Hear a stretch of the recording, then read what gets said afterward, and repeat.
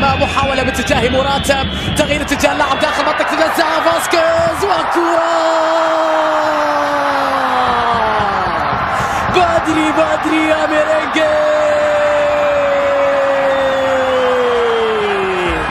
الله على موراتا، جميلة تمريرة من موراتا، تحرك ذكي من فاسكيز، ونهاية سعيدة لريال مدريد.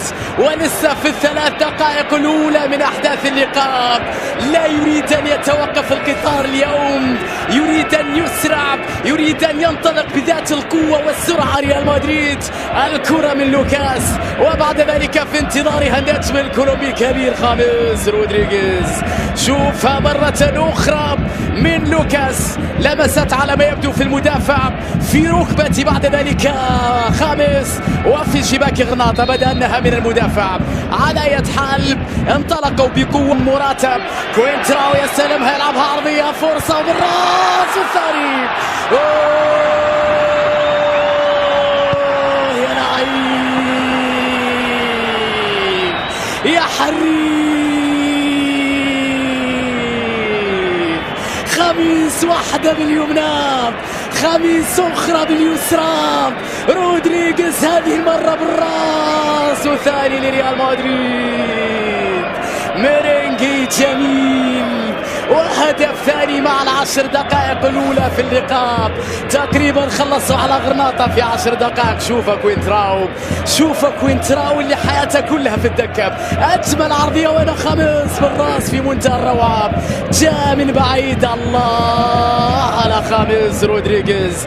هدف ثاني لريال مدريد وقت الحاجة. خامس يلبي النداء دائما لزيدان ولريال مدريد، على الرغم من أنه يريد دقائق أكثر من اللعب في الدكة أغلب الموسم، ولكن عندما خطيرة لدانييلو داخل منطقة الجزاء. دانييلو كرة عرضية وكرة يا ولد.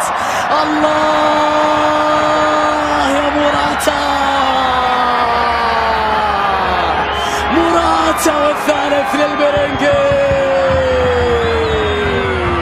أي كرة يا مدريد، أي تمريرة يا دانييلو، أي تسديدة جميلة يا موراتا في سقف المرمى. أي بدلاء عند ريال مدريد. هدف ثالث في منتهى الروعة من جانب موراتا. ريال مدريد روعة. دانييلو طلب الكرة من جانب موراتا، وتسديدة بعد ذلك في شباك يوتشوا. ريال مذهل حتى في البدلاء، حتى بدكة البدلاء. ريال مدريد مذهل بصراحة، لأنك تشاهد عمل جماعي كبير وكرة قدم مثيرة ممتعة. كيف لا يكون ريال مدريد مذهل وفي دكة زين الدين زيدان؟ كيف لا يكون مذهل ومن يدرب حدود منطقة الجزاء؟ اسينسيو لموراتا، فرصة للرابع. موراتا عدى بكرة، والرابع يا مدريد. يا موراتا، ما هذا يا موراتا، ما هذا يا زيدان. رباعية مدريدية، لمسة في منتهى الروعة من الفارو موراتا. لا تبكين، انسي مباراة اليوم وفكري في مستقبل غرناطة.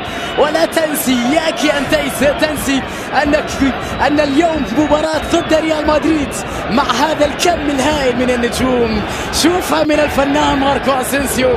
موراتا 1 على 1، ذهب المدافع أدراج الرياح، وذهبت الكرة إلى شباك يوتشوا، وذهب ريال مدريد للرابع، واقترب من الانتصار الثمين، وجعل الليغا مشتعلة في جولاتها الأخيرة، والتنافس كبير.